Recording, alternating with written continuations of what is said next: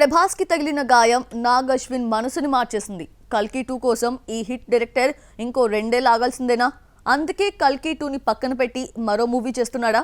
Have a look. Hero కోసం 2-3 ఏళ్లు wait చేయాల్సి వస్తే డైరెక్టర్స్ మరో ప్రాజెక్ట్ చూసుకుంటున్నారు. క్రిష్, హరిశంకర్ విషయంలో ఇదే జరిగింది.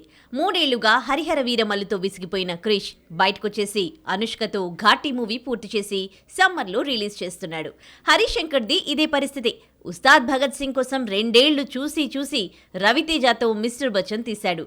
ఇదే దారిలో నాగ్ అశ్విన్ కూడా నడుస్తున్నాడు.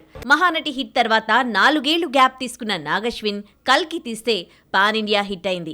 ఈ సోషియో మైథలాజికల్ మూవీకి సీక్వెల్ ఉన్నా ఇప్పట్లో వచ్చే పరిస్థితి లేదు. ఆ మధ్య ప్రభాస్ కు గాయం కారణంగా 3 నెలలు రెస్ట్ తీసుకోవాల్సి రావడంతో ప్లాన్స్ అన్నీ మారిపోయాయి. ఏప్రిల్ 10న రావాల్సిన రాజాసాబ్ ఎప్పుడొస్తుందో తెలీదు.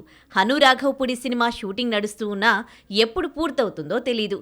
దీంతో సమ్మర్లో మొదలు కావాల్సిన సందీప్ వంగా స్పిరిట్ షూటింగ్ వాయిదా పడింది. యానిమల్ బ్లాక్ బస్టర్ తో సందీప్ మోస్ట్ వాంటెడ్ డైరెక్టర్ అయిపోయాడు. అనిల్ రావిపూడి, మంచు విష్ణు, సందీప్ డైరెక్షన్ లో నటించాలనుకుంటున్నారు.